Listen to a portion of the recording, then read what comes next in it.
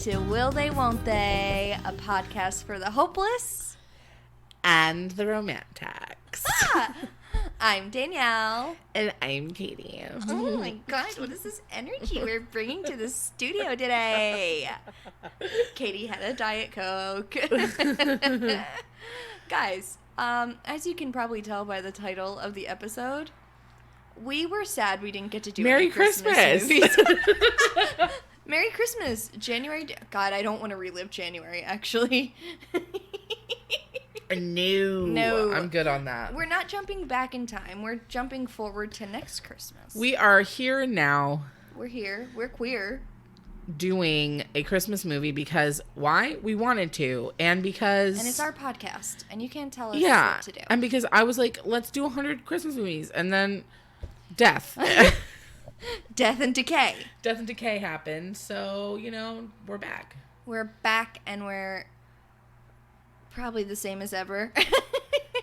Maybe better, maybe worse. Who knows? Better. You be the judge of that, but don't you tell me about it. Yeah, so we decided to do the happiest season. Yes. We wanted to watch something queer. We wanted to watch something Christmassy. This just hit the spot. I really did. Honestly, it's good. It's so good to the naysayers. And I will say, it's like, oh, you can only watch Christmas movies at Christmas. But there's like so many Christmas movies. Mm-hmm. So many. So little time. It's like you have a week to watch like every Christmas movie, Christmas shop, see your family. That's why ABC Family has the 25 Days of Christmas, baby. Exactly, but it's still not enough time. There's more than 25 movies. You can watch multiple movies. There's 24 hours in a day. But you have to work, you have to Christmas shop, you have to... You know what I'm saying? Yeah. So, my theory is, maybe once in a while, you stick the old thing in the DVD player. You watch a Christmas movie... Because it feels nice. You throw the tape into the VHS, baby. I wouldn't say I'm anti-Christmas, but I'm not Christy Christmas. I just think... You're very Christy Christmas. That's what we call my sister. I just think... If you want to watch a Christmas movie when it's not Christmas, fucking do it. I agree. My mom and I sometimes in the summer will be like, are we watching Love Actually today? My I guess nephew, we are. When he was, I think he was like 3 or 4, he watched Rudolph once and then demanded to watch it for like an entire year every day. Mood. He loved Rudolph. And that is the Rudolph claymation one the one with like the random Fred Astaire mailman in the beginning? No. Oh, that's Santa Claus is coming to town. I love that one. That one's underrated. Yeah, I agree. That one's so underrated. So there's this one scene where Kris Kringle is walking through the woods. Kris Kringle, future Mrs. Kringle, is walking through the woods. Oh my God, she's so pretty. Beautiful. I used to be like, she's pretty. And she's going, Chris, oh Chris. And my sister's husband, my brother-in-law, his name is Chris. So my mom used to always go, Chris, oh Chris. That's so funny. Yeah. And then when I went to Dingle, my mom commented on one of my Dingle? It was in Ireland. Oh. She commented on one of my Instagram posts, are there any Kringles in Dingle? Oh my God, obsessed. And I said, not a single Kringle in Dingle. Oh. Yeah. My family loved the claymation movies. They're good. Yeah. Santa Claus is coming to town. Also, can we just talk about fucking claymation? How impressive. Difficult. So impressive. Like, I remember being a kid and my parents being like, no, let me explain it to you. Every move is a picture. Yeah, and I was like, you're wrong. And it's not just the one arm at a time. It's the entire body and the blinking and the mouth. I know. I was like, I don't believe you. If you sit on my lap today, it doesn't make sense. No, it doesn't. So, still, I'm like, how... I don't know. Claymation is a lot. I always think about that scene in Parks and Rec where Ben is like... He's unemployed for the first time. Yeah, he's unemployed for the first time and like literally makes this. He spends like 100 hours making this claymation. What's the REM song that plays? I can't remember. But anyways, it's like 2 seconds. And you think you're like, wow, he made a claymation. That's so cool. It's literally like... It's like... What? One step. He gets out of bed. What? And he's like... That's it. He's like, you don't understand. I've been working on this for days. Yeah. Yeah. We stand claymation artists. Good for you. Also, like, hasn't been used in so long. I mean, like, DreamWorks did a couple movies, like, that box troll movie. Can you blame them? I wouldn't do it either. It's a little creepy. Yeah. It's like definitely for the time. I feel like was Nightmare before Christmas was, right? Yeah, I always forget that Moira is the voice of Sally. Moira Rose. What's her? Catherine O'Hara. Oh. She plays Sally. I guess I didn't remember that. Yeah, because it doesn't sound like her. I love her. Speaking of Speaking of Moira. We did not even plan that. No, we Speaking didn't. of Moira, shall we get into it? Mm-hmm. We should get into it. Wait, how should I make it Christmassy? Do we have any sleigh bells? Do you happen to have sleigh bells in your apartment Shockingly, in LA? I don't have sleigh bells. You'd think I, of all people, would have sleigh bells. But you know what? I've probably... Can you just do a little ching, ching, ching in the background? No, that sounds bad. How about, like, I just got shocked. How about, like, you just do it to the tune of Jingle Bells? I'll do it with you. That's how Christmassy I feel. Okay. So it's like Jingle Bells. Let's get in. Let's get in. Let's get into it. Catherine, thank you so much for doing that with me. Only because it was Christmas themed. Oh, you're going to get me into Christy Christmas again. You are Christy Christmas. Let's get into it. I'm going to sing it like that every time from now on. That just made me so happy. No, only for Christmas. Fine. Fair, that's fair. Okay, for when we do Christmas episodes. Yeah. That aren't just going to be on Christmas, but for when we do Christmas episodes, we have to remember that. Yes. Let's get into it, vibes. Yeah, let's do it. Happiest season. This was my first time watching it. It's a lesbian, kind of like Hallmark movie-ish, but actually, like good. Yeah, and like covers like legit topics, not like I'm actually an angel on Earth. Like, wait, I love those ones. Exactly. Or like I'm stuck in it's like Groundhog Day Christmas. There's like 40 of those. Or like working woman has to go home to small town to visit family and suddenly meets love of life. Yeah. It could happen to you. Or wait, my favorite girl gets stuck in snow globe world. She gets sucked into the snow globe. Christina Milian. If you're listening, that's one of my favorite Christmas movies. What was her song? Dip it low, pick it up slow, bring it out on the dance floor. Pop, pop that thing. I'm gonna show you how to make a man say, oh. A dip it low. Oh my god. I know, I'm Christina. We're annoying tonight. We keep doing that. Remember when we snapped at the same. There was a point in the movie where one of the main characters says something very on point, and we both literally snapped. Did the gayest thing we could have ever done. It was definitely a House of Gays watching a gay movie, because that was gay. That was very gay. All the women in this movie are so hot. Mm-hmm, if we have to talk about anything for the next hour. Kristen Stewart, like, I have a major crush in this movie. And her teeth are so cute. Her teeth are really cute. She's got amazing teeth. She's just cute. Aubrey Plaza. The looks, the fits, and just the vibe. Oh my god, yeah. Aubrey was really bringing that, like, I'm confident. I'm confident. Yes. I am also a doctor. She's also not even the main character, but everyone fell in love with her from this movie. That's true. Yeah. Is Kristen Stewart actually Gay or Bi? Or Pan? I don't know that we've ever gotten confirmation, because, like, she did date Robert Pattinson. She for sure is bi, at least, though. I think so. Yeah. But I think she's just so... Maybe we did get... I think, actually... I mean, we'd have to look it up. I don't want to speculate on what she might be. Can you verify that? Okay, well, you talk for a minute. Okay, I'll talk. Yeah, so we have Kristen Stewart looking fab. Alison Brie looks really... oh my god, she looks so cute. Severe and a little frightening in this movie, but we love her. Our favorite from The Proposal. David from... No. Schitt's Creek. Oh, from the proposal. Mary Steenburgen. Yeah. I can never get her last name right. Yeah, she's in it. And, like you're about to say, David from Schitt's Creek. Yes. Dan Levy. Dan Levy. And he's a fave of ours for sure. Yeah, we love him. And he lives up to the hype in this movie for sure. I think she's bi. Yeah.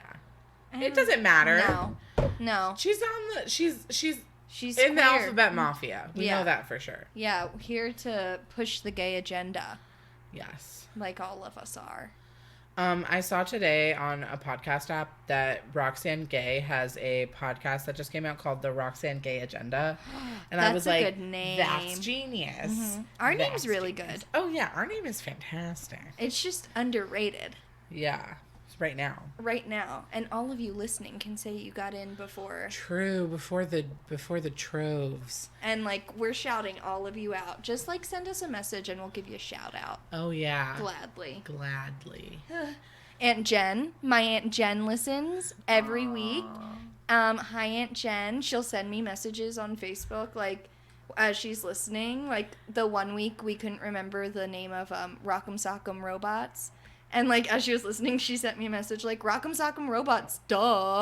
And I was like, I forgot. Oh, my God, that's so cute. I know Tora's been listening to. Tora, we love you.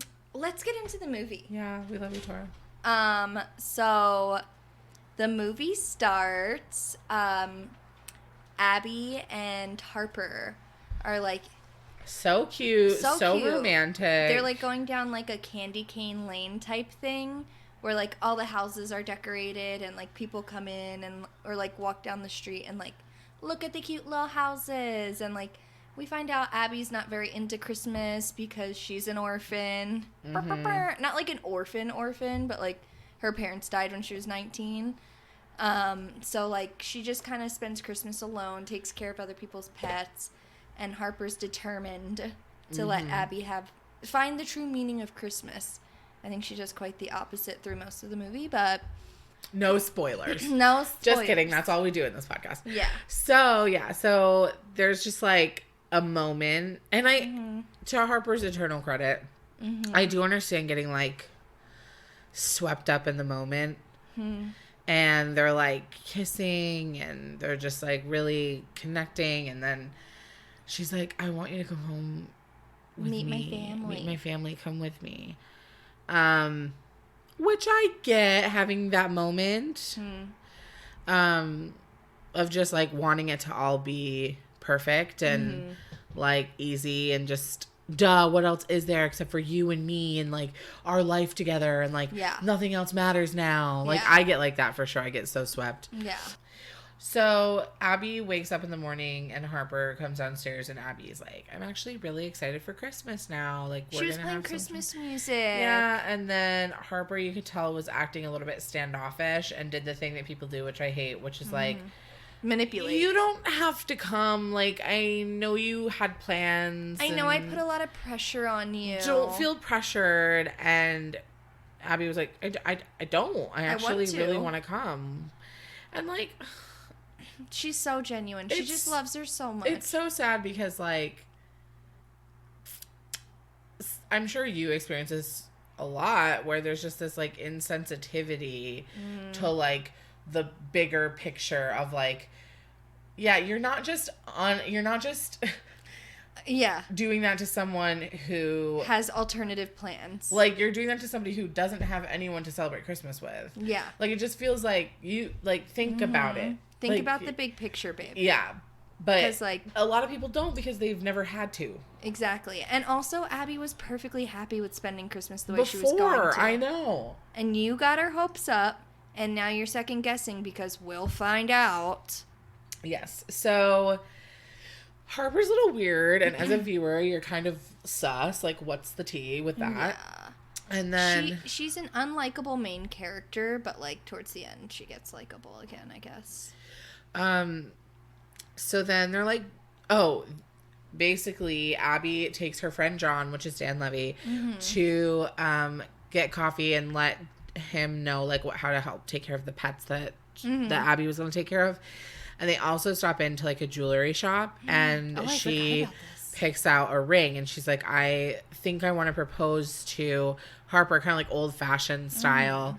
I want to ask her dad for permission on Christmas. And John is like, how, like, wow, you're really sticking it to the patriarchy. Exactly. But, so, you know, there's like that's in her head. That's what she wants to do. Yeah, she sees this as a very serious relationship. And, like, this is what this trip is going to be. And it's just going to, like, really solidify their connection. Which I feel like just makes what happens next even more painful. Yeah. Also, if you've been hesitant to watch this movie because you didn't like Kristen Stewart's acting in the Twilight movies, like, she was a child then. Forgive her. She's so good. Also, I'm sorry, but the writing was you know great. Me. I'm here to say there's not much that could have been done, baby. Yeah. She did her best. Yeah, exactly. And obviously she captivated fucking millions and millions of people. So she's not horrible. Yeah. She does so good in this movie. She's really, I think this is she feels so genuine. Yeah. Yeah. I think this would be like a really, like a redeeming moment for her. Although I haven't watched everything she's been in. So I just watched Spencer. Was it good? It was interesting. It wasn't bad. She was great. Yeah, I think she's actually a lot better than she gets credited for because of those I think she's going to get nominated this year because of that movie. Oh, that's great. Yeah, she did a really incredible job. But, so, Abby is thinking, this is my future wife, and I'm going to meet my future in-laws at this trip. So, you know, John is just like, okay, have fun. Like, I can't believe you haven't met her parents yet, and you're already going to propose. Also, he does location tracking on everyone, and I do that, so... You're very John in this movie. Right? I literally do I, like, check everyone's location all the time. Sometimes I wish I had more people's... Like, I'll be like, God, where are they right now? And then I'll be like, damn it, I don't have their location. I've only got yours. What did he say? He's like, if the NSA can do it, I can. I can. Yeah. I'm like, that's right. Yep. So, Abby and... I wanted to call her Hagrid. What's her name? Hagrid? I don't know. Her name's it's an H. Harper. Harper. You wanted to call her Hagrid? Because it was an H name. Not Hannah. No. Not Hope. Not Hagrid. Hallie. You went for Hagrid. Abby and Hagrid are driving to her parents' house. You know what? Hagrid would have never. Hagrid would never. Hagrid would never, ever. Do what Hannah. I just almost called him Hannah. Talk about Hagrid. Hagrid would never do what Harper is about to do. Literally could never. He's such a sweetie. So they're driving to Harper's house. They're literally like down the road. And Harper's like, so you know how I told you I came out to my parents like 2 years ago and told them that we were together and all of that jazz. And Abby's like, yeah. And Harper's like, well, I didn't. And we have to pretend like we're not gay the entire time we're here because I'm scared of their reaction, which is a valid reason. But she also didn't want Abby to be gay, just like a gay acquaintance. Here's the thing, Harper. When you were trying to convince Abby not to come home, that was your prime opportunity to say, hey, so remember when I said I came out? I didn't. Yep. So you can't come home with me. So instead of having the hard conversation, you manipulated it. If you do come home with me, yep. This is what it's going to look like. Giving her the choice, yep, to come or not. Yeah. And she didn't do it until it was too late for Abby to bail. Abby wanted to, but she did change her mind because Harper was very like, I just want to be with you on Christmas morning. Like, that's just all I want, you know? So it was very... But is it? So it was very, like... I feel like they did a really good job in this movie of, like... A lot of times, like, situations like this are so black and white. It's like, that person's just being an asshole. They showed you should walk away. But they showed you that, like, you can understand why when the person you love is looking at you, telling you, like, I'm going to tell them after the holidays. Yeah. My dad's running for mayor. I just don't want them to be upset. It's too much stress on my dad. Like, please, please, please. You don't know. You might say, you know, because you love the person and I know it's what not black and white, you know? Yeah. I mean, I would do the same thing Abby did. I would be like, fuck, I love this person and I can see where they're coming from. So let me just do it for them. Which is shitty, but also, like... But I don't think it is shitty. I think it's really human. Yeah. Like, I think... That's what I'm trying to say. I think most people would probably err on that side. Yeah. Especially if you were almost there. At least attempt it, yeah. Yeah. Yeah, so they get to Harper's childhood home. And Mary Steenburgen is the mom. It's very, like, the home is huge. You can tell they were, like, super privileged. Yeah. Like, wealthy... waspy family, you know? Yeah, you can just tell from Harper's teeth that she's waspy. She's got a perfect smile. And so, yeah, it's very obvious that, like, you know, mom and dad are obsessed with Harper, or at least dad is, and mom is just like, oh, you look beautiful. Did you bring any concealer? Like, kind of backhanded compliments like that.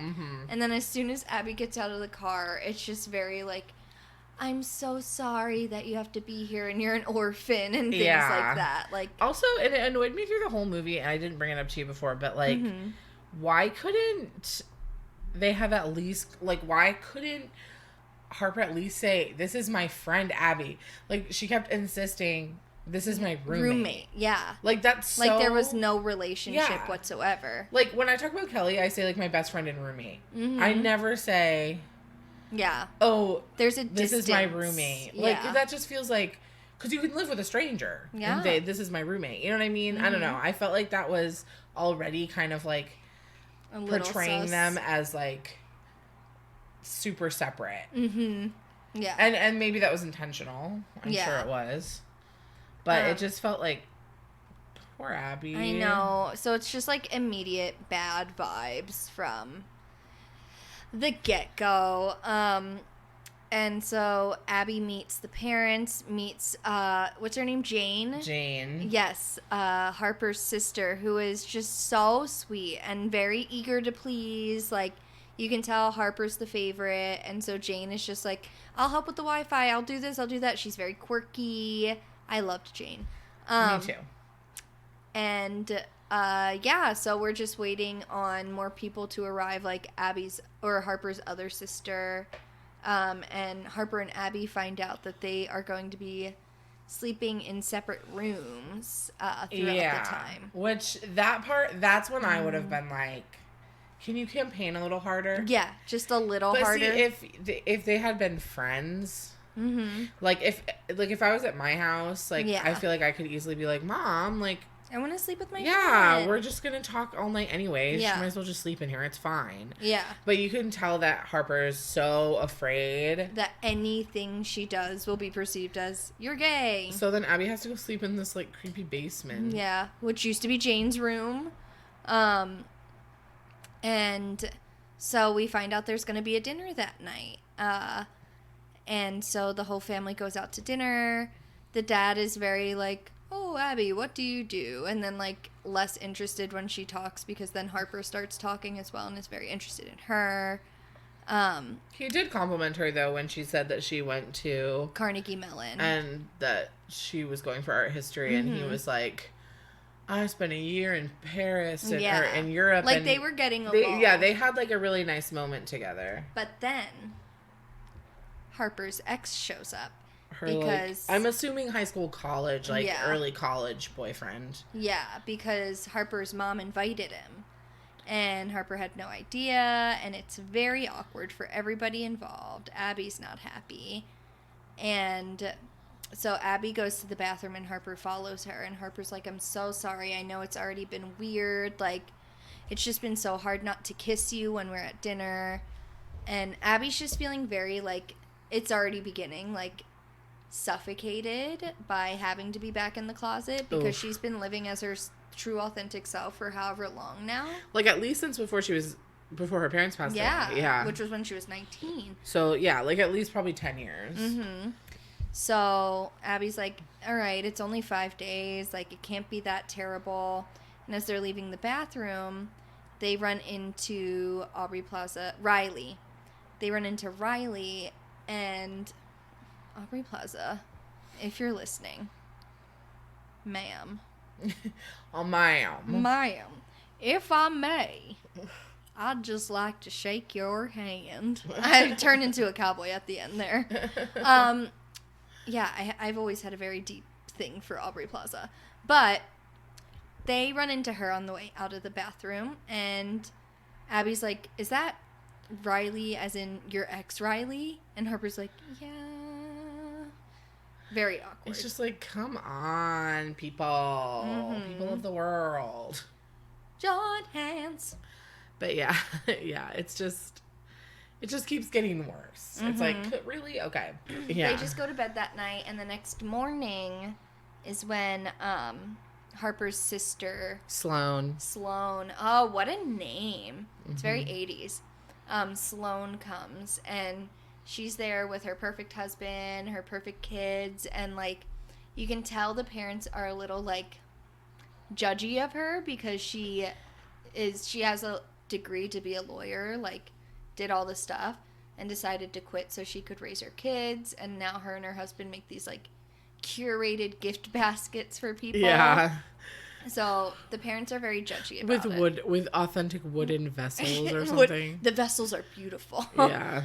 And it's a very weird dynamic between Sloane and Harper because they all decide to go ice skating. There's competition for sure between them. I'm very grateful that A, my family was never like that, but B, like, we weren't close enough in age really to be competitive like that. So I never really had moments like that. Like, yeah, I don't think I was ever, like, competing for my parents' attention with my siblings. Yeah. I remember, like, some family friends where I would, like, watch them and I'd be like, whew, that's a different dynamic when you're all so close together. Yeah. But it seems like there was a lot of that in this particular family. Yeah. And maybe it was almost encouraged a little. 100%. Because it's very, like, it feels like love is very fickle in this family and, like, very, like, earned. So it's like, how are you succeeding the most? That's how much we'll love you. Oof. Yeah. Oof. So they all decide to go ice skating, and, like, Harper and Sloane, like, get into an ice skating race or whatever. And then that night, there's, like, this big gala for, like, the mayor to get some woman to, like, back him or whatever, like, financially or what have you. Yeah. Because she's backed all the winners. And so everything has to be perfect. And, you know, Abby's just there watching Harper do her thing. I gotta say, one thing that is a huge pet peeve of mine personally is, like, even though, yes, I'm a social person and I'm, like, extroverted, I do not like being left out. Left in places where I don't know anybody. I'm not going to go up to people. Same. And especially if I'm with a partner or a friend, like, do not ditch me. No. That is, like, such a huge thing for me. It makes me so annoyed. Same. Like, I'll leave. At this point in my life, I'm old enough that I'll just be like, I'm gonna leave, you know, because it's like, it sucks to just stand there by yourself. Yep. I don't do it. Or, like, if someone does walk up to you and they're like, oh, you're friends of so-and-so, like, cool. Great. It's just, like, awkward. I can't do it. Yeah, I hate that. So I'm gonna be single forever. I can't meet new people anymore. I mean, I can meet new people. I just... No. Oh, okay. No. But so they're at this gala, and, you know, Harper is talking to her ex. Abby's feeling very left out. Talking to all these people. Like, just literally ignoring Abby. Yeah. So Abby goes outside to talk to John and call him, and is like, I'm just really uncomfortable. And John's like, why are you doing this? Like, why are you allowing yourself to be put in this situation? Right. And Abby's like, I don't know, maybe it's not that bad, like, kind of downplaying it. And so Abby hangs up the phone, and around the corner is Riley. And Riley says, hey, just want you to know, like, I get it. And Abby's like, you get what? And Riley's like, nope, nothing, never mind. And walks away. I wasn't eavesdropping. I just was already outside. Yeah. So, like, you can tell, like, the jig is kind of up to Riley, but, like, Abby is still trying to play along. Like, Riley knows, like, what's happening. Yeah. Yeah. The hippity haps. So that night they get home, and it's really cute because, like, Harper and Abby are texting, and, like, they try to, like, have a little rendezvous, and all sorts of hilarious mishaps happen. And they fall asleep together, and it's in Abby's room. And it's very sweet. And keep in mind, at the beginning of the movie, she mentions there's no lock on that door. Mm-hmm. And Harper had put like a tub. like a tub, yeah, that had like probably the decorations or something in it, in front of the door. Yeah. So it was like at least there was something stopping the door from just like swinging open. Mm-hmm. So the next morning, the mom is, like, banging on the door, like, I need to get something for the twins. Like, they usually sleep down here. Why can't I open the door? Like, first of all, you shouldn't be able to just walk in. I think that's weird. To someone's room, whether you own the house or not. If they're in the room, they're in the room. Like if I had someone staying here and I needed to get into the room, I would just be like, well, gotta wait till they wake up. It's probably not going to be that much longer. Either knock on the door or text them or something. Like, if you need it that badly. It was a Game Boy. But, so, Harper's freaking out because she slept the night in Abby's bed and is feeling so insane. And, you know, like, she's hiding behind the door. And, of course, everyone ends up in Abby's room at some point while Harper is hiding behind the door. And the twins can, like, see her. They kind of peep her through, like, the door crack, if that makes sense. Yeah. Because she's hiding literally, like, up against the wall behind the open door. And, yeah, so after that, Harper very, like, doubles down, like, we can't do this. Like, I shouldn't have done that. I can't believe I stayed the night. And that day, they discover that, like, Abby discovers that there's, like, a white elephant party, and she needs a gift for it. So Abby and Sloane go to the mall to get some gifties. Because nobody else can go to the mall, basically. Yeah. So again, Abby, keep in mind another moment where Abby can't be with Harper, which is just annoying. Yeah. So they go to the mall, and there's this moment where Sloane is like, hey, I'm going to go grab something. Can you watch the twins? Mm-hmm. And they're in, like, kind of like a boutique type store. And this woman comes into the store that had been at the benefit party the night before, like the gala. And Abby says, hey. And then the twins, they have a very devious energy. And it's like devious, but not playful. It's a little spooky. They're creepy. They drop in like some kind of necklace into her tote bag. But she's holding it in a way where, like, you wouldn't notice if someone just dropped something in. Mm-hmm. And so when she went to leave, obviously the sensors went off, and then, like, these two mall cops got on their high horse, and the mall cops are so funny. They're really funny, yeah. Lauren Lapkus, I love her. It's fine. Yeah, they go off on her, and then it's just awful. Like, it's just embarrassing. And then basically she gets home, and everyone knows. Everyone found out, and they've decided that Abby shouldn't go to the dinner that night because it's like another fundraising thing. Yeah, and they just think he's running for mayor. Yeah, they just think it would be best if she didn't. Which, like, feels so bad. It's so embarrassing. She didn't even steal it. No, and Harper, like, goes along with it. She's like, they just think it would be best if you stayed home. Like, she's like, you're lucky you don't have to go. Yeah, she's like, my dad wants me to go so I can just talk about how smart I am. Like, fuck off. Yeah. I don't care. Like, so rude. It's so rude. It, like, made me so upset. She's outside for some reason, and she sees Riley. Oh, right. She was, like, eating dinner and stuff like that by herself. Remember, she was, like, at that restaurant by herself. Yeah. And she sees Riley, and Riley is, like, just kind of chatting with her a little bit. And then she asks her, Abby's like, is there anywhere to go get a drink? Because, like, same. And Riley takes her to a gay bar. With Jinx Monsoon and Ben de la Creme. Like, two of my favorite drag queens from RuPaul's Drag Race. They're so funny. I think they have a special on Hulu. I think they have like a Christmas special. I think they do, yeah. They're so...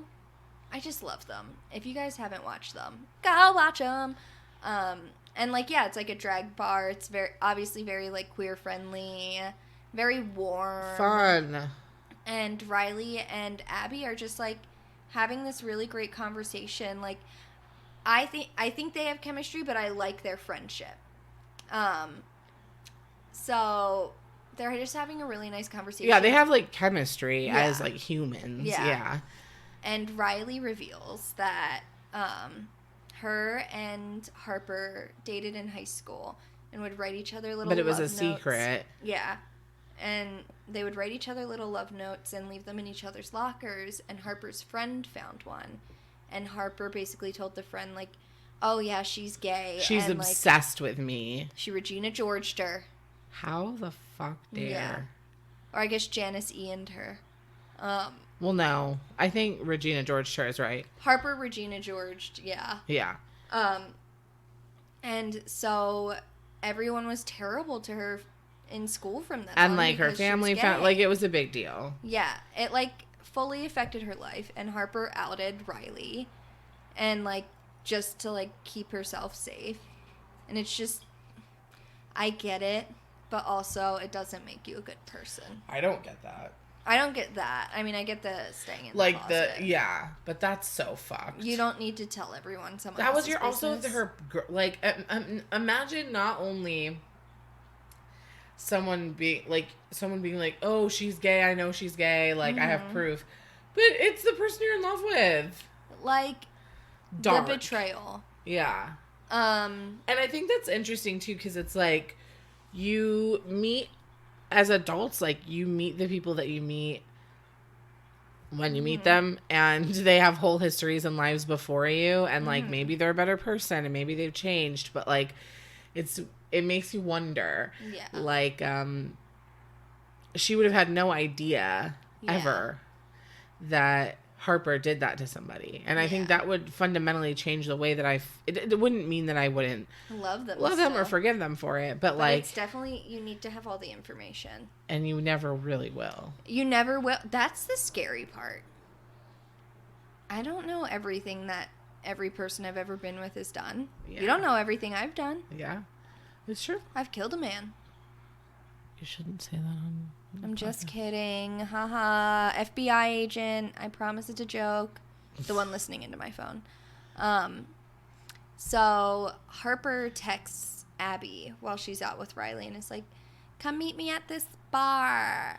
And Abby's like, I have to go. It's Harper. And like, Riley's just so sweet. Like, she's just so like super compassionate. Chill. Like really understanding of like, I get it. Like, I understand what you're going through. So Harper meets Abby at this bar with all of her high school friends and her ex-boyfriend from high school / college. And it's just, Katie mentioned this while we were watching it, like the juxtaposition of like the gay bar to the straight bar. It's so uncomfortable. It's very real too. Like, having been in both. Yeah. It's so real. It's like the vibe is just... The gay bar was so, like, warm. Like, the drag queens were singing Must Be Santa. And it was just like, welcoming. And, like, there's chill. This feeling I think, in straight bars that can be, like... Everyone's looking to cold. A little, like, everyone... I don't know. And maybe that's biased, but, like... I like how in the movie you could, like, really see the difference. And I think they did visually, that intentionally. Yeah, visually, too. Like... The lighting in the gay bar versus, like, the lighting in the quote-unquote lighting in, like, whatever bar. Fratties. That was the name of the bar. Fratties. Fratty. But, yeah, so I liked that. Yeah, I thought it was really smart to do that. And basically, as soon as they get there, Harper's not hanging out with Abby. At all. Even though she pulled her from this fun night she was having. Mm-hmm. She's with her friends. That she already abandoned her for. Yes. And so Abby's just like, listen, I'm uncomfortable. I'm going to go home. Which, okay. Here's the tea. Here's the full tea. Capital T. What I would do in that situation is I would be like, are you okay? Mm-hmm. And if they said, like, yeah, I'm okay, I just want to go home. Yeah. I would be like, do you want me to come with you? Because I'll totally come with you if you want. Yeah. No guilt. Yeah, I'll come with you. Yeah. That's what you're supposed to do in that situation. Mm-hmm. You're visiting a new town with a bunch of people you don't know. Yep. Your partner should be aware drinking. And want to accommodate you. Yeah. In that moment. Yeah. And it's so annoying. Yeah. That Harper and you've already put her in this uncomfortable position to begin with where she has to act like she's not gay. Time and time again. Every single time. So Harper's like, oh, but I kind of want to, like, stay out a little because, like, she's reliving her high school experience. I guess. Which is so fun for everyone, I guess. But she's like, I think I'm going to stay out a bit longer. And Abby is clearly, like, not Seriously? Okay with it. Yeah. But, like, okay. Very relatable. Yeah. So she goes home and, like, it's midnight and she's texted her, like, hey, let me know when you leave. Mm-hmm. And then it's like, love you so much. Like, and then it's like at 1:20, she just says good night. No text back. Nothing. I can't. You have your phone on you. You have your phone. I can't. That should be like the subtitle of this fucking podcast. Will they, won't they? You have your phone. You can answer. There's no. I know. I like. It out. I'm going through something, guys. You can answer your phone. There's no reason, even if it's 2 hours later, answer your phone. Even if it's in the moment you're really busy, just shoot a text like, busy right now, text later, and then follow up with an actual text later. Like, everyone has their phones on them all the time. You have fucking Apple Watches that I've seen you, that you use.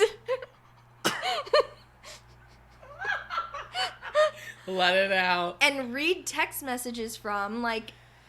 Just answer. Just answer. I know. I feel the same way. Like, and the thing that I loved about this moment, it's such like an... If you're anxious attached, babies, all my anxious hoes... My boobs are sweating. Yeah, boobs are sweating. If you're an anxious hoe, then you know that when you send that text, the 3 texts in a row, like, okay... Text you're just getting home, more and more love anxious. You, and then at fucking 2:30, she texts back, home safe, good night. Yeah. Didn't say I love you. Now let me tell you something. This is after spending all night with her ex. If I woke up to that, which I've woken up to that before. Yeah, same. It gives you so much anxiety because. And it's like, how can you do that to someone who's clearly just saying, I love you. I want to know that you got home safe. Like, just say I love you. You're already texting good night. Just say I love you. It's I literally it makes my brain short circuit because I know you're on your phone. It's so easy. You clearly don't care about my feelings or would just prioritize me whatsoever because there's not even weeks. There's not even a thought to it. I know. It's just sad. It is. That's all I can say. And I know I'm vague booking right now, but like, it's also just like not. It's like we've normalized that behavior in a weird way, and I know like a lot of people would argue with what I'm about to say. But like I saw somebody have to always be available. I saw somebody post on Instagram like sometimes the only thing you can do is like not respond or something like that, and I'm just like, no, you can talk your feelings out. I think if anyone knows what it's like to go through something where you just want to shut down, and even I just went through something like that. Like I just had a horrible 3 months. One thing I didn't do is just not at least let the people who care and love me know that I'm alive and okay. Maybe I would say I don't feel like talking, I don't feel like hanging out, but I don't just ghost them for months on end. I can say in the depths of my grieving period, which I'm never not in, but like in the thick of it, never once did not texting the people I care about and who were checking up on me ever crossed my mind. There are so few people in my life that I cherish and, like, would like to keep in my freezer like a little snowflake because there are two of you. So when there's another person involved, it's just like you have to make the time to send one text. It takes you 45 seconds, and I know we've been talking about this for 10 minutes already. It's fine. But, like, we're not alone in the world. If you're a person who doesn't text, reach out to us and please help me try to understand. Help me, because I genuinely can't get it. If your explanation is like, I get too anxious to text back, explain it further. Yeah, I was going to say, I still don't get that because that's what I hear. I usually hear. Is like, I get too anxious to text back. Why are we so... we're linked tonight, bitch. We should play that medium game. But yeah, like, that... How does that not make you more anxious? Not texting back. Yeah. And I'm not even talking about, like, oh, someone texted me. It's something it's like a big thing I need to deal with, and I'll deal with it when I'm done with work or something like that. Yeah. That's different. But I'm talking like... If it's someone you know is anxious... That too! Okay, that too kills me. Like, Every person I've ever dated knows I'm an anxious person. I was just going to say, I make it very clear that I have a lot of anxiety about these things. So when people that I've been with have not responded, I'm like triggered right now. Me too. That scene was triggering. That scene, when I watched it, I was like... I know. It made me hate Harper. I know. Like, it was very almost irredeeming. Because we make it known we're anxious people. And if you're still able to treat someone who you, quote unquote, care about, that you like to say so often, who you love, you're willing to do this to them. It just is bonkers. Because how do you ever go back to treating them like a normal human and not a doormat? It's true. Because then you're just a bad person. It's true. It's true. We're getting things out. Hey, I'm with you. Listen. Will they, won't they make this into a therapy hour? Question mark? Maybe. You're not a bad person. You have experiences that we don't understand. I genuinely don't understand. I don't get it. I mean, by that sentiment, there's no such thing as a bad person. Right.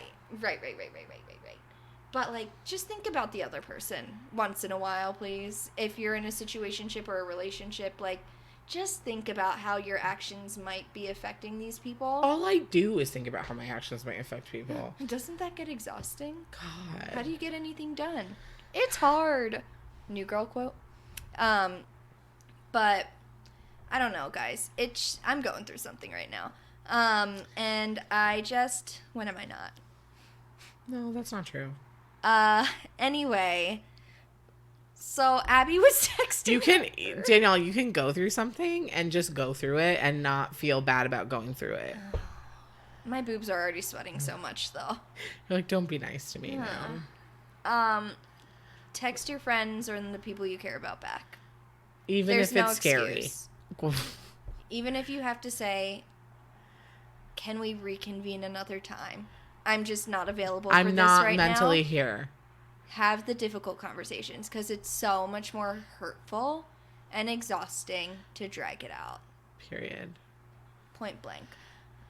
So Harper spent the entire night hanging out with her ex. And then that text exchange happened. And then, of course, and this was so triggering too, when Harper wakes up in the morning, it's Abby waking her up. Yeah. She's like in her bed. And I get that because she was spiraling. You have to validate. She was anxiety spiraling. So then when she was like, okay, I need to go make sure everything's okay with me and Harper. Mm-hmm. So totally reasonably goes and like says, hey babe, like wakes her up. Harper really goes, sweet. What are you doing? I'm sorry? What am I doing? Waking up the woman I love, apparently. Yep. And Abby's like, or Harper's like, I'm just feeling really suffocated right now. Like, I didn't know I had to check in with you. And she's like... Didn't know I had a curfew. She's like, well, you were with your boyfriend, or your ex-boyfriend for all night last night. Yeah, and you till didn't 2 in the text morning. Me. Like, and then, she's like, I think we need to take some space. And obviously, Abby starts to raise her voice a little bit, because she's pissed off. She's like, we need to take some space? Yeah. Like... what are you, how much more space could we be taking? I'm sleeping in your fucking basement. Yeah. And then Harper's like so mean. And like, the So actress cold. who plays her did such a good job of really she's an incredible actress. Switching that flip where it's just like, and we've all seen this happen probably with partners, past partners and stuff, where it's like, who the fuck are you all of a sudden? Yeah. That's the scariest thing. And that was the moment that they experienced. And so basically at that point, Abby wants to get the fuck she out. goes downstairs. She's crying. She's trying to find a ride home. Oh yeah, she tries to do Lyft or Uber, and like it's $1,000 because it's far, and it's Christmas. So she's like, "What the fuck?" And she calls John and she tells him what's going on, and he's like, and she's just like, "I don't know what to do. Like, should I just leave or should I just stick it out for? It's only 2 days left." Like, I just have to get through Christmas Eve and Christmas, and then it's done. Yeah. And I don't know. I just don't know what to do. And then John's like, I really need to think on this. And just kind of like hangs up. And she's like, hello? But you know why he just hangs up in a little bit. Yeah. But anyway, so. Ugh, love him. I know, me too. So the next scene is Christmas Eve. Like, basically they're being weird to each other. Yeah. Harper does text Abby and say like, sorry about last night. Yeah. Sorry about this morning. Yeah. Like, can we talk or whatever? And Abby is actually with Riley when she gets that text. Yeah. Because she calls Riley's Riley. at the party. They're all everyone's at the. Well, this was when they were out in the town. Oh yeah, in the morning before the party. Oh yeah, sorry. Yeah, because Harper sees Abby and Riley together talking. And Riley's just like, yeah, dude, it sucks. Like, she's the only person Abby feels like she can be herself around right now. And totally. Like, Riley's being such a good friend. So sweet. Ugh, I love Riley. Apparently, there might be a second, like a sequel or something, and it focuses on Riley, which I would love to see. That's so exciting. But Harper sees Abby and Riley together and clearly is not happy about it. Which is annoying, too. Yeah. Where do you get off? Right. Do you really think I'm going to hook up with your ex? I'm not you. Ooh. Ooh. So Abby gets back to the house with her white elephant gift, and Harper's like, where have you been? And Abby's like, I got my white elephant gift. And Harper went, how'd you get into town? And then, like, the mom is like, we need to take a picture. Yeah, interrupts. They don't get to have the conversation, basically. So all throughout the, like, Christmas party, there's this weird tension, and John shows up. Yeah, and he's like... That call earlier was a cry for help. He's like, I came here to get you. Yeah, it was really sweet. That's so sweet. We love John. Katie was saying, she was like, you're Abby, I'm John. Honestly, I would do that. You would. 100%, I would come to you. Yeah. I would literally, because I track your location... I would fucking put that shit into the GPS. I don't even know where I am. And he's not texting me back. But yeah, I would. I know. I loved that moment. I was like, that's right. He showed up. He did. But yeah, so then he's there. Thank God. Yeah. And he's like, let's get you out of here. Yeah. And so Abby and Harper like kind of make up. And they're like making out. I can't remember how the conversation goes. Harper's just kind of like being stupid, and Abby's like, why would I do that? I love you, like, da-da-da. So they're making out, and then Sloane walks in on them, kissing. And Sloane is like, I've got ammunition to be the best daughter now. Which... Yikes. Outing is we just had to talk about this in the last movie we did in Sweet Home Alabama. Yeah, outing is a no-go. Do not out anyone, you guys, if you're listening. Please. Like, where is it How is that okay? For anything ever. Yeah. Like, so, basically, like, then somehow we see... Sloane's husband... making out with, like, some lady. Yeah. And then she's like, we weren't going to tell anyone until after Christmas. And so they realize that... They're getting a divorce. Sloane and her husband. Sloane and her husband. So that's another, like, oh no, my family's... And Sloane feels like the only thing that she can like offer her parents as like, oh, I have kids and a husband, you know? Yeah. So they start like basically fist fighting each other, trying to like race to the bottom of the steps so they can literally ruin each other's lives, which it just shows you how like twisted their family is. I would not want to be part of that family. Like, Sloane is willing to out her sister. Harper's willing to like tell everyone that Sloane's husband is having an affair. Like what the hell? Just so Daddy can say, you're the favorite. Weird. It's weird. And so they're in the middle of opening gifts.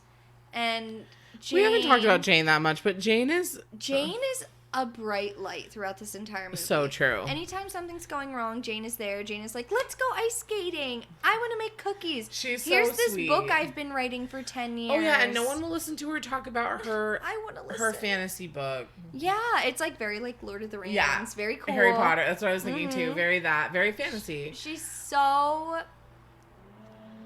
We stan. We do.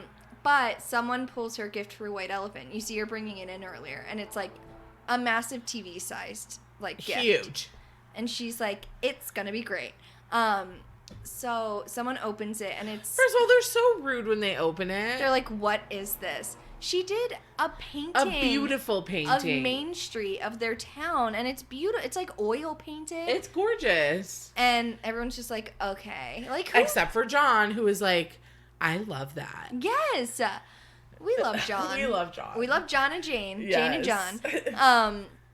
And as Harper and Sloane are like having this knockdown, drag out fist fight. Well, no, she doesn't do the thing with the gift until after she outs her. Right. So like they're all fighting, and Sloane goes, Harper's a lesbian. In front of all these fucking people. Yep. All these politicians. Like, Riley's face is just like, ooh. It's so bad. It's really bad. It's so bad. And Harper is just like, nobody denies it. Nobody says anything. And then Harper says, like, no, I'm not. Yeah. And she's then, like, lying. Attacks her with the painting. She puts the painting over her head. Like, ruins Jane's painting. And this is when Jane, like, freaks out. She freaks out. I love that she did this. She was like, you guys treat me like I'm not here. You act like I don't exist. Kind of like Katie and I did the entire podcast. But she was like, you guys don't acknowledge me. I'm a person and I have thoughts and feelings. So she starts fist fighting with them because she just wants to be involved. She's like, I spent over 100 hours on that painting. It made me so upset. I know. And she's like, just let me be part of this. And then starts fighting. So after Harper says she's not gay, Abby and John go for a walk outside because Abby just needs to like get out of the house because it's just like why you have this opportunity, just fucking say it. Like, it's terrible that it's happening this way and not on your terms. Yeah. But so as they're taking this walk, John and Abby are having this conversation is beautiful. Yeah. It's a very beautiful conversation where John is like, well, what was your coming out story like? And Abby says, I told my parents, and they said, we love and support you. And John says, that's amazing. You're so lucky. You're so lucky. Yeah. I told my dad, and he kicked me out and didn't talk to me for 13 years. He's like, everybody has different stories in between. Mm-hmm. You just have to decide, like, what you're ready for and if you're ready to be with someone. And I think what he said, what I loved, like, was when he said, like, the moment before all of us, like, say those words is so scary because nothing will ever be the same after those words have been spoken. Yeah. And it's just, like, it will change your life forever. Mm-hmm. So, yeah, it's okay. Harper's coming out has nothing to do with you. Yeah. Like, it has nothing to do with you or how much she loves you. This is her thing that she's dealing with. And I like that because it's true. And he says it's okay for you to not be ready for that, essentially. It's okay for you not to be ready with that. Yeah. And then as Abby's listening and crying, she's like, I want someone who's ready. Yeah. And that That was such a beautiful... emotionally mature. Chills. Literally goosebumps. Because she realizes even though she loves so much Harper, she loves her, she doesn't want to feel like this. She doesn't want to feel like this. And it's only been 3 days. It's okay that Harper's not ready. So sorry, excuse me. It's okay that Harper's not ready, but it's not okay for Abby to be with her. And I love that moment where she's like, I want to be with someone who's ready. Yeah. And John is just like, okay. He's like, that's great. And this coat looks fabulous on you. Yeah. So they go back into the party, and while they're out having this conversation, Harper decides to come out. She's like, you know what? No, she comes out after they come back in. Oh, that's right. They come back in, and Abby's like, I'm just grabbing my stuff. I gotta go. And Harper's like, wait, no. And has this big, long speech. It's actually... It's really beautiful. It's good, but she basically says... She just didn't text back, so I don't like her. She basically says, you know, like, I was afraid to come out because I didn't want you guys to be upset. I didn't want to ruin Dad's campaign, da-da-da. But, like, I am gay, and I'm in love with Abby. It was really, like... Yeah. Again, the actress who played her did a really good job. Yeah. And Sloane says right after she says that, like, me I'm and my husband divorced. are getting divorced. We've been separated for months now. Yeah. I also like... I mean, it is wrapped up with a big shiny bow, but I like that the dad just walked away, and it wasn't an immediate... We love you, of course. I mean, it was pretty quick, but it wasn't like right away. Yeah. It took, and, you know, it takes time. The mom and the dad both walked away, and Abby starts to leave. Like, she's gonna go get her stuff, and Harper's like, wait. I came out. I did it. And Abby's like... It's too late. It's too late. You literally just traumatized me for the past 4 days. And I... Oop. It's too late. Like, kind of irreparable. Which I love. Yeah. I love that she still was like, I don't like this. It's too late. And so Abby leaves with John, and Harper's sobbing, and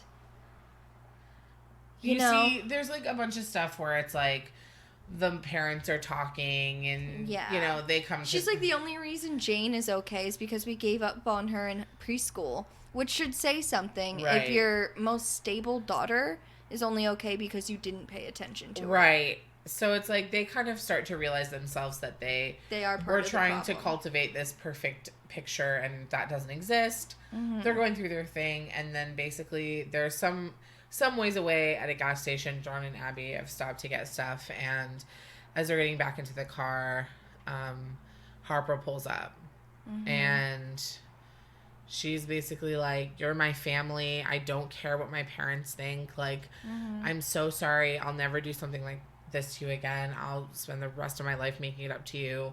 I want to be with you. I love you. Yeah. I'm here so sorry. for this. You're my family. Yeah. And which I think is something someone like Abby would like to hear. Yeah. And I wouldn't know. And yeah, so Abby does say, let's do this. Let's try. Yeah, and they kiss, and it's very sweet. Yeah. And then they go back to the house for Christmas, and the dad says he wants them to be happy no matter what, and the campaign woman calls him, and she's like, listen, I think you have what it takes to win. If whatever Sloane said last night is true, if Harper can adopt a don't ask, don't tell policy, then we're fine. And he turns it down. Declines it. And then he doesn't even tell them. He just says it didn't work out. Yeah. Which I kind of like. And, like, he admits, like, we sunk all of our savings into this campaign. Like, we were kind of putting up a front, too. And it's just, like, a really beautiful, very truthful Christmas moment. Yeah. And the mom, like, invites Abby into the family picture. Yeah, that part's really cute. It's really sweet. And... yeah, then, like, the final scene is, like, book opening. A year later, yeah. She wrote her book. Jane wrote her book, and it's poppin'. Mm-hmm. There's people there getting her autograph, and John is, like, her new best friend. Yeah, he's just, like, sitting at the table with her. It's so cute. Abby and Harper are happy. Harper has an engagement ring. Yeah. Sloane is like happily single mom in it or co-parenting. Yeah. Yeah, and like we find out like Harper's dad won the election. He figured it out. He became a mayor. And it all ended happily. It was in the happiest season. It was the happiest season. It ends was. where they're seeing It's a Wonderful Life all together, which I think is cute. Yeah. You want the moon, Mary? My dad does a really good Jimmy Stewart impression. What do you want me to do? You want the moon, Mary? You want me to take a lasso? You want me to take a take a lasso? Mary. Anyways, so that's how it ends. And then you see cute. Like it's so cute because they do like during the credits. I love when rom-coms do this during the credits.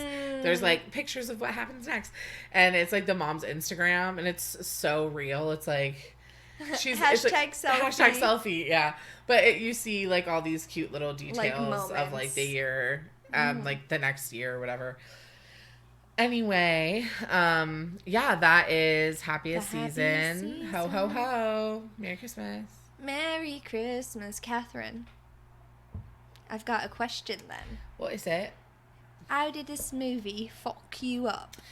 I know there's a lot of skeptics out there, but I just like to see lesbians together. I just like to see them going through life. Mm-hmm. Do we need every gay movie to be about coming out? No, but is there that many? Like, and also, side note, I feel like this movie... It's a lot more realistic. Made beautifully complex characters. Yeah. Interesting storylines. Mm-hmm. Like, I don't feel like it was half-assed. No, and I feel like, they were just real normal people. Mm-hmm. And I loved that. So, yeah. I think just having a gay rom-com that was, like, really good and Christmassy. And still dealt with heavy subject matter. Yeah. I think that's how it fucked me up, because it was just a good ass gay movie, and I love to see beautiful queer women. Representation. We love beautiful women, and beautiful women. If you love me, I'm single. Text her back though. You have to text me back. I don't mean to sound like too much, and I haven't even met you yet. If you're too much, go get less. If I'm too much, there you go get less. Period. Unless you're a beautiful woman, in which case I'll be less. Stop it. Okay, so yeah, Danielle. Yeah. How in the fuck did this fucking movie fuck you up? That's my Maddie from Euphoria. How in the fuck? Bitch, you better be joking. Bitch, you better be joking. I mean, I just saw so much of myself in Abby, like. Yeah. Even despite, like, the whole orphan thing. Little Orphan Danny. Little Orphan Danny.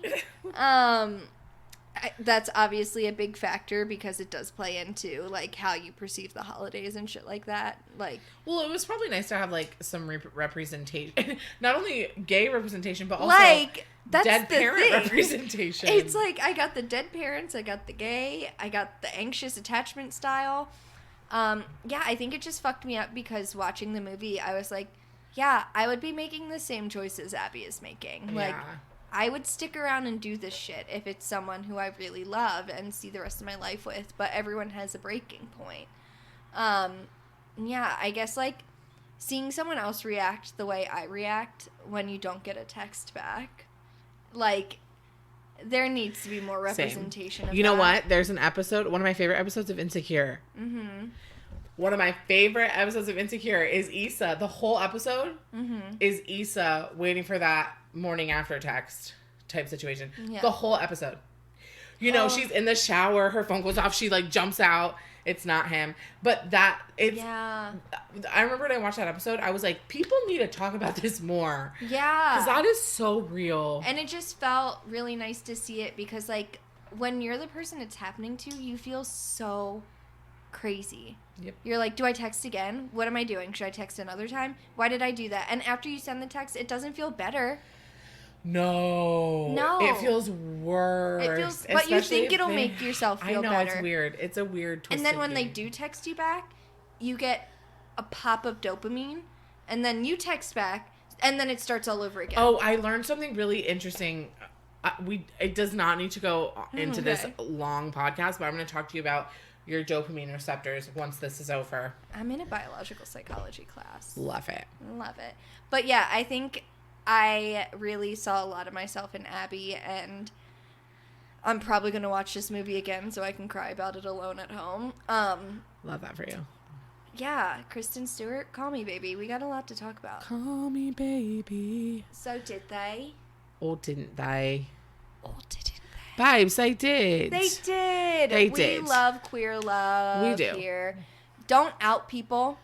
Period. I think that should go without saying, but I'm going to say it. It's not your story to tell. If you know someone's gay, don't go up to people, this is my gay friend. You don't know what spaces they're comfortable in, no matter what. If they want to tell people that they're queer, let them do it on their own time. Yeah. If it's not affecting you in any sort of way, then it doesn't need to be a topic of conversation. Be better. Yeah, do better. Or ask them, like, what are they're you comfortable with with that? Yeah. Yeah, just don't out people. Whether it's their gender identity or their sexual orientation, just, like, it's not your business. I agree. Period. And they did. And they did. They did end up together. They ended up together. All right. Hopefully we get the Happiest season 2 with Aubrey Plaza. Oh, yes, yes. All right, folks. Thank you so much. We love you. Like, We're subscribe, so share. Share with your friends. Share our sleepy voices. Share with your friends. Share with your friends. All right. Thank love you, Pearl, for the use of our theme song. Always. Love you. Bye. Bye.